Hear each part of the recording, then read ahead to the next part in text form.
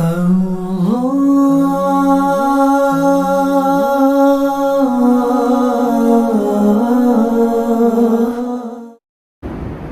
وقت تک مسلمان کم تعداد میں تھے، چھپ کر عبادت کرتے، بعض اسلام کو چھپاتے تھے، جو ظاہر کرتے تھے ظلم و ستم کا نشانہ بنتے تھے۔ لیکن حضرت عمر رضی اللہ تعالیٰ عنہ کا اسلام کے اظہار کا عجیب انداز کتابوں میں لکھا ہے۔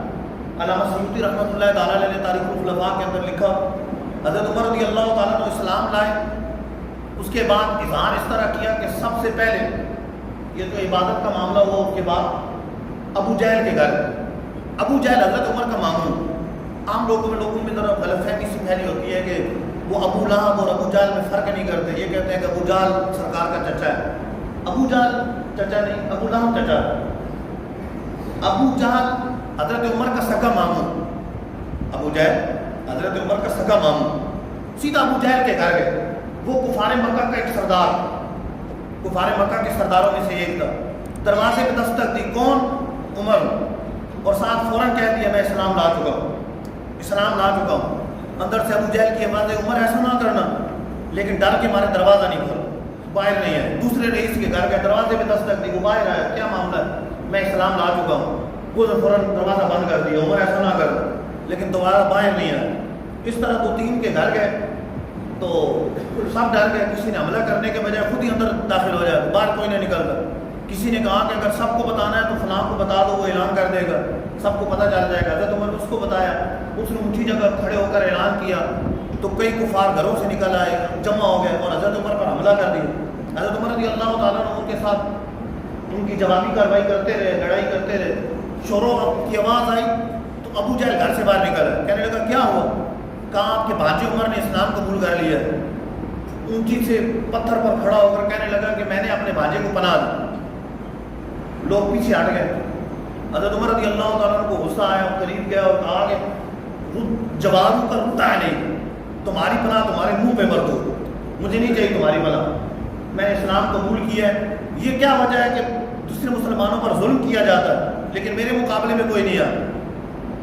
حضرت عمر رضی اللہ تعالیٰ عنہ فرماتے ہیں خود اس طرح معاملات چلتے رہے یہاں تک کہ اللہ تعالیٰ نے اسلام کو غلبہ عطا فرمایا۔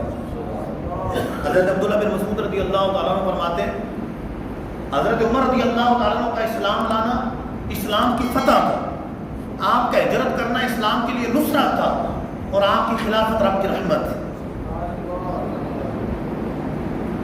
تو حضرت عمر رضی اللہ تعالیٰ عنہ یہاں تک کفار کا مقابلہ کرتے رہے، اتنا مقابلہ کیا۔ حضرت عبداللہ بن مسعود فرماتے ہیں کہ پہلے مسلمانوں پر ظلم کرتے تھے، عبادت سے روکتے تھے۔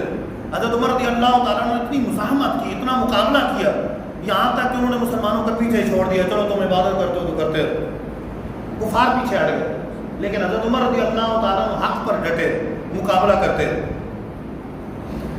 حضرت عمر رضی اللہ تعالیٰ عنہ جو ہجرت کی کتابوں کے اندر اس کا واقعہ بھی بڑی شان و شوکت کے ساتھ موجود ہے۔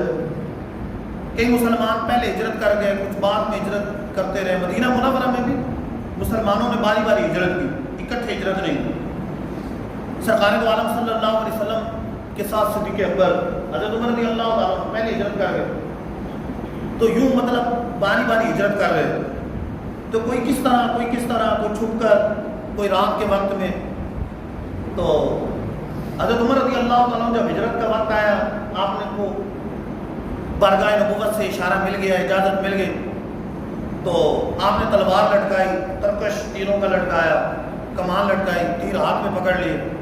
سب سے پہلے جا کر بیت اللہ کا طواف کیا، خانہ کا، اور پھر مقام ابراہیم پر 2 رکعتیں ادا کی، نماز پڑھی۔ نماز پڑھنے کے بعد پھر جتنے وہاں پر کفار موجود تھے، ایک ایک کے منہ کے پاس جا کے کہا شاہت الوجوہ، تمہارے چہرے بگڑ گئے، میں ہجرت کرنے لگا ہوں، مجھے کسی نے روکنا ہے تو آؤ روکے، کسی میں ہمت ہے، کسی میں جرأت ہے۔